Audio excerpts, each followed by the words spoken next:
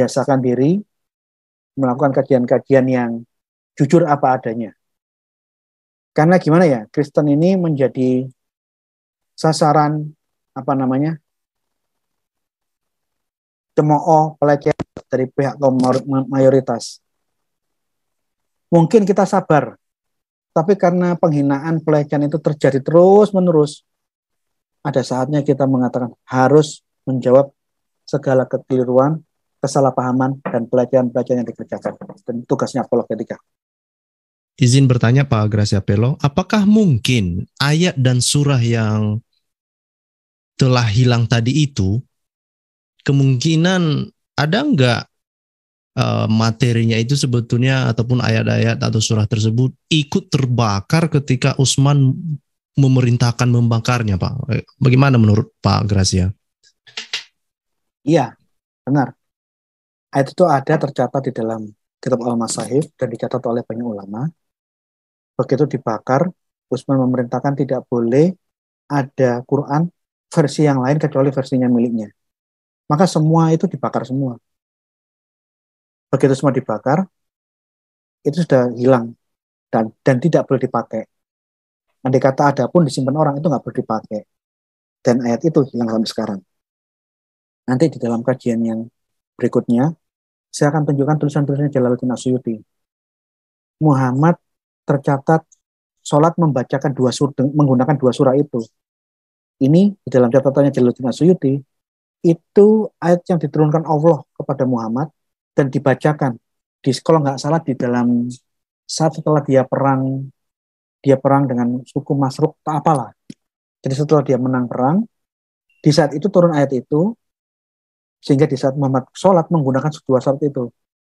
Jadi ayat yang dipakai, dua surah yang dipakai sholat Muhammad yang hilang itu, dibakar dan tidak bisa dipulihkan dan tidak ada sampai saat ini. Yang jadi pertanyaan, kenapa acuan kita kepada Utsman?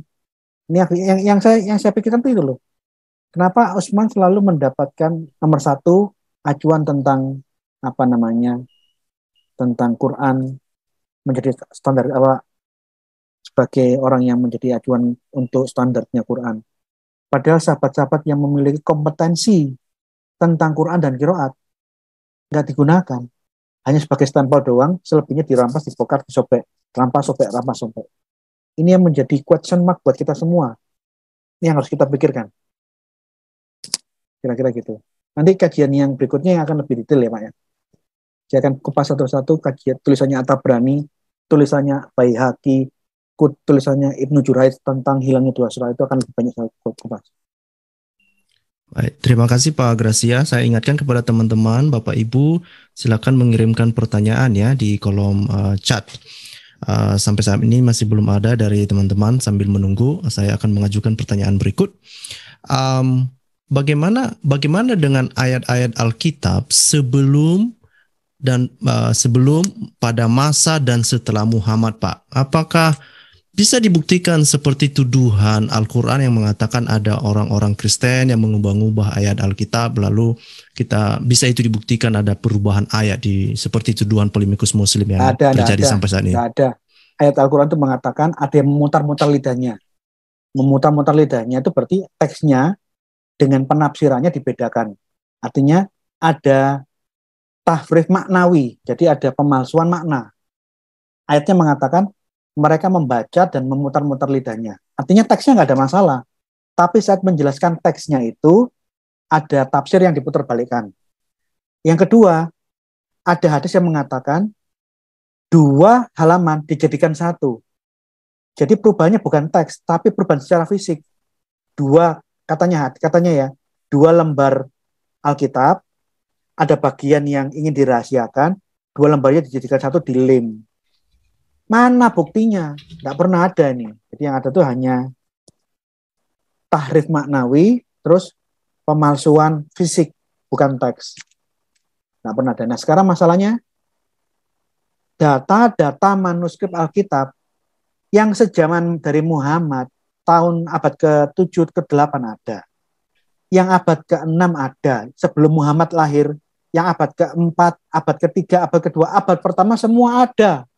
Dan semuanya ini masih sama. Terus Palsunya di mana? Ini yang menjadi pertanyaan Pak Jimmy Jeffrey beberapa saat yang lalu. Perjanjian baru ada 20.000 naskah yang tersimpan. Tolong umat muslim datang tunjukkan. Di manuskrip nomor berapa terjadi pemalsuan. Ini yang benar, yang ini salah. Mana? Ini tidak pernah terjadi, tidak pernah ada. Jadi mereka hanya sekedar klaim, menyebarkan hoax, omong kosong, hanya untuk melecehkan dan merendahkan Alkitab, kemudian membuat suatu klaim-klaim yang sangat sempurna, sangat mulia untuk Quran. Padahal kalau kita teliti secara akademis, nyatanya seperti ini. Tidak seperti klaim-klaim yang disebarkan di semua medsos. Antara klaim, angan-angan teologis, harapan-harapan teologis, berbeda total dengan fakta dan kenyataan dari dokumen-dokumen mushaf kuno, dengan catatan-catatan hadis, dengan catatan-catatan literatur klasik Islam. Ini semua berbeda. Nah, tugasnya apolog itu hanya menampilkan data-data yang selama ini tidak diketahui publik. Bukan saya berbohong, saya pantang berbohong. Malah cara-cara pihak yang tidak suka itu malah yang menjijikan seperti tadi. Enak-enak lagi presentasi di Zoom, mereka menampilkan gambar-gambar porno, tulisan-tulisan caci maki. Ini ciri khasnya mereka. Jadi cara-cara yang tidak beradab, yang tidak punya sopan santun, kampungan, ini yang saya lihat di berbagai medsos untuk menyerang kekristenan. Ini yang saya bilang, sudah waktunya kita tidak boleh diam. Kita harus ngomong, bukan memfitnah. Buktikan kalau saya bohong. Saya punya semua dokumennya. Saya hanya membacakan apa yang tertulis. Untuk saya ajarkan bahwa yang dipahami orang itu tidak semuanya diungkapkan. Nah, yang tidak diungkapkan ini yang saya tunjukkan. Ini loh hadisnya, keutamaannya Ibnu Mas'ud. Ini loh hadis keutamaannya Ubay bin Ka'ab. Ini loh tulisannya Al-Iqan fi Ulum Quran. Ini loh catatannya Jalaluddin Asyuyuti. Ini loh catatannya Abu Dawud. Ini loh catatannya Ibnu Majah. Tidak ada satu fitnah pun yang saya lakukan. Kira-kira gitu. Dan semua orang harus tahu, jangan diam. Kalau kalian diam, nanti orang gila yang akan menguasai seluruh dunia. Kita harus bersikap membela pelecehan-pelecehan dan penghinaan terhadap Alkitab kita. Tunjukkan data, dan kita semua harus mempertanggungjawabkan iman kita semua di hadapan Tuhan dan di hadapan manusia. Terima kasih. Kalau nggak ada ya sudah, tetap aja jangan lama-lama supaya postingan di internetnya. Masih ada, Pak? Oh, ada, itu kali ya. Ini baru masuk. Ini ya. Sepertinya makin menarik. Ini ada dari Pak Dave. Salam Pak Gracia, saya ingin bertanya, bagaimana dengan surat Ibrani? Siapa yang menulisnya, Pak? Terima kasih. Surat Ibrani yang nulis Paulus. Orang yang meragukan pertama kali di dalam sejarah gereja bahwa surat Ibrani itu diragukan tulisannya Paulus, itu Yerome. Sebelum abad keempat, semua bapak gereja ini ditulis di dalam bukunya The Ancient Commentary on the Scripture. Itu dijelaskan semua. Saya punya bukunya Ancient Commentary on the Scripture. Komentar-komentar orang-orang Kristen kuno tentang Alkitab. Yang meragukan surat Ibrani tulisannya Paulus, pertama kali ada Yerome, karena dia melihat gaya bahasa yang berbeda. Tetapi kalau kita lihat fakta tulisan bapak-bapak gereja yang lebih tua, bapak-bapak gereja abad yang 2, 3, 4 sebelum Yerome, semua satu kata. Jadi itu hanya pendapat minor. Mayoritas secara konsensus mengatakan itu Paulus. Terima kasih Pak Gracia. Pertanyaan berikut dari Abu Kurah. Izin bertanya. Abu Kurah bertanya, sepertinya fatwa mengenai menyusui orang dewasa pernah dilakukan pada tahun 2010 oleh Penfatwa Al-Azhar, Dr. Izzat Atiwa. Apakah itu benar, Pak? Dan bagaimana apakah itu masih berlaku sampai sekarang? Karena pada saat itu ada protes dari perempuan yang bekerja di kantor. Terima kasih, Pak. Itu jadi kontroversi di Mesir antara kelompok Salafi yang menggunakan hadis-hadis yang saya bacakan. Dia ingin menerapkan hadis sahih apa adanya. Jikalau Muhammad sudah menginstruksikan laki perempuan tidak boleh kumpul satu ruangan yang bukan muhrim, ya nggak boleh. Kalau mau kumpul satu ruangan harus dimuhrimkan. Dan salah satu cara yang Islami, cara syariat Islam untuk memuhrimkan laki perempuan yang bukan muhrim dengan cara laki-laki yang dewasa setua apapun harus menetek ke buah dada perempuan itu. Setelah, kalau nggak salah ya, setelah 5 kali kenyotan baru dia sah secara syariat Islam. menjadi muhrim. Setelah menjadi muhrim, baru boleh laki-laki yang ngenyot 5 kali atau berapa kali teteknya perempuan itu, baru boleh bersama di dalam satu ruangan. Ini ada hadisnya, tapi ini menjadi kontroversi. Nah, bagaimana? Saya tidak mau berpendapat di sini. Tugas saya hanya menunjukkan data. Memang ada hadisnya dan pernah difatwakan di Mesir dan menjadi polemik dan perdebatan. Yang benar yang mana? Duduk urusanku, iki urusanmu. Ini syariat Islam, bukan ajarannya Kristen. Jadi bagi mahasiswa-mahasiswa, kalau Anda berkuliah di kampus-kampus negeri yang ada dosennya yang hole kirafa, Islam yang kafa, syariah, khilafah. Tunjukkan hadisnya tadi, Bu. Saya kan mahasiswanya Ibu ya, Bu ya. Ya, Bu. Ibu kan pro syariat Islam ya, Bu ya. Ibu kan pro khilafah kan ya, Bu ya. Bu, hadisnya ini, Bu. Ibu dan saya tidak boleh satu ruangan karena Ibu bukan muhrim dengan saya. Bagaimana kalau kita muhrim, Bu? Nah, ayo coba guru-guru dosen-dosen yang pro khilafah, pro syariat Islam datangi dengan hadis-hadis. Loh, Bu, aturan hadis kita yang bukan muslim bisa dimuhrimkan dalam satu ruangan, boleh kumpul dengan cara syariat Islam yang Ibu perjuangkan. Ini loh syariat Islamnya. Ayo, kapan Bu Ibu saya muhrimkan? Tolong kalian yang muslim-muslim tanya sama dosen-dosenmu yang di UI sana, di IPB, muhrimkan dosenmu supaya kamu bisa satu ruangan dengan dosen-dosenmu yang pro syariat Islam, yang Islam kafah. Jangan saya Kristen kok. Tidak mungkin hadis dan aturan-aturan ini kamu paksakan ke saya. Tidak mungkin, saya Kristen. Tugas saya sebagai orang Kristen, sebagai apologet Kristen, hanya membacakan dan tidak memfitnah, sedikit pun tidak ada fitnah. Inilah syariat Islam, inilah aturan-aturan Islam, inilah hadisnya Islam. Titik, selesai. Terima kasih Pak Gracia. Pertanyaan berikut dari Pak Ferry. Izin bertanya, apakah tentang ayat-ayat yang hilang yang dimakan oleh binatang yang terdapat dalam hadis sengaja didiamkan atau tidak diekspos oleh para pemimpin muslim kepada umat mereka, atau mereka tidak tahu tentang sejarah penyusunan Al-Quran? Silakan Pak. Masih mute Pak.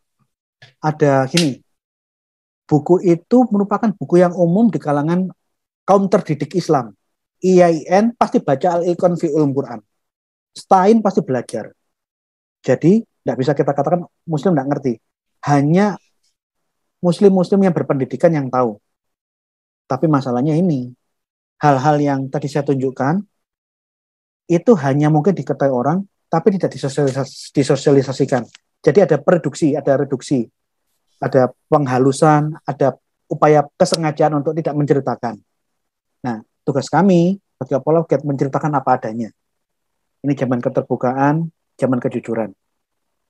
Memang klaim-klaim kesempurnaan itu hanya klaim doang yang tidak ada buktinya. Data-data Islam, literatur klasik, hadis-hadis, semua mencatat seperti ini, berbeda dengan yang diajarkan. Jadi ya kemungkinan ya ada kesengajaan ya di dugaan saya ada kesengajaan yang mencitrakan Islam yang berbeda dari yang terjadi sesuai dengan fakta. Kemungkinan ini. Tapi karena banyak cendekiawan muslim tidak menceritakan menyelesaikan masalah ini, banyak sekali orang muslim yang terkaget-kaget dengan kajian-kajian semacam ini. Banyak loh saya dapat SMS yang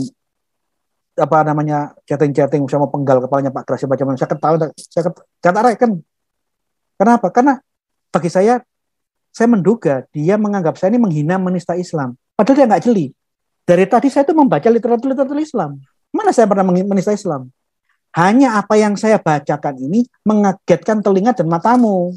Kamu kaget, loh kok ada yang seperti itu? Itu palsu, itu doif. Belum baca, belum belajar, sudah menuduh yang tidak-tidak. Nah, tugas kita seorang apologet menampilkan data-data, mengajari publik yang benar. Supaya nanti di dalam diskusi antar agama, yang keluar itu kejujuran dan kesantunan. Selama ini apa? Kristen menjadi sasaran tembak, sasaran diinjak-injak, dilecehkan sesukanya mungkin oleh pihak-pihak mayoritas. Kita tidak bisa melakukan yang sama karena kita mayoritas. Kita minoritas. Tidak. Sekarang kejujuran dan kebenaran harus disampaikan. Itu aja sih prinsip saya. Baik, terima kasih Pak. Ini pertanyaan terakhir. Bagaimana dengan narasi Muhammad Ali yang mengatakan bahwa hanya Islamlah yang memiliki manuskrip yang ditulis sezaman dengan Nabi Muhammad, tidak seperti agama-agama lain. Apakah hal ini, klaim ini bisa membantu untuk menemukan ayat dan surah yang hilang tadi, Pak? Silakan, Pak. Itu sudah terbantahkan di dalam postingan-postingan duet saya dengan Pak Jimmy Jeffrey. Kertasnya dari zaman sebelum Muhammad ditemukan. Bahan nulisnya sejaman dengan Muhammad ada. Tapi kalau dilihat ortografinya, aksaranya, semua dari tahun 750 atau tahun 800. Terpisah 100, 150 tahun, 200 tahun dari zaman Muhammad. Inilah yang saya bilang kebohongan polemikus muslim, tidak terkecuali kekeliruan dan kesengajaan kebohongan dari Menahem Ali. Kalau lihat, jangan dilihat kertasnya. Lihat cara dia nulisnya itu, nulis aksaranya itu apa? Apakah ini Arab Khat Hijazi, apa Arab Kufi, atau paleo Arab Nabatea? Kan ada klasifikasinya. Kalau dia nulis dengan paleo Arab tahun sekian, kalau dia menggunakan tulisan dengan aksara Arab Nabati tahun sekian. Loh yang ditulis itu Arab Hijazi, Arab Kufi, huruf-huruf Arab yang baru ada di tahun 750 tahun ke atas. Jadi dengan mengatakan manuskrip sejaman dengan Muhammad, omong kosong. Wong bentuk tulisannya aja itu dari zaman 100 tahun pasca Muhammad ke atas kok. Nah ini loh yang saya bilang, yang meneliti yang kayak gini-gini kan kelompok-kelompok yang peneliti-peneliti khusus, kelompok-kelompok apologet. Umat kan nggak ngerti, kurang menggali ilmu, kurang belajar sendiri, sehingga menjadi objek yang mudah diprovokasi dengan berbagai macam hoax. Itu bohong itu, nggak pernah ada itu. Baik, terima kasih Pak Gracia. Saya membaca beberapa komentar-komentar dari YouTube. Mereka mengatakan ada beberapa yang meminta untuk mengaktifkan kembali tentang ayat persusuan tadi itu. Mereka juga sangat penasaran dengan hal itu, dan saya pikir itu pertanyaan terakhir bagian pertanyaan untuk malam ini. Terima kasih Pak Gracia untuk jawaban-jawabannya. Saya kembalikan ke moderator. Terima kasih Pak Gracia atas jawaban hari ini, dan teman-teman terima kasih telah dibacakan pertanyaan dan sudah bertanya. Apa yang kita buka dalam doa, sangat baik kita tutup dengan doa agar semua berkenan di hadapan Bapa.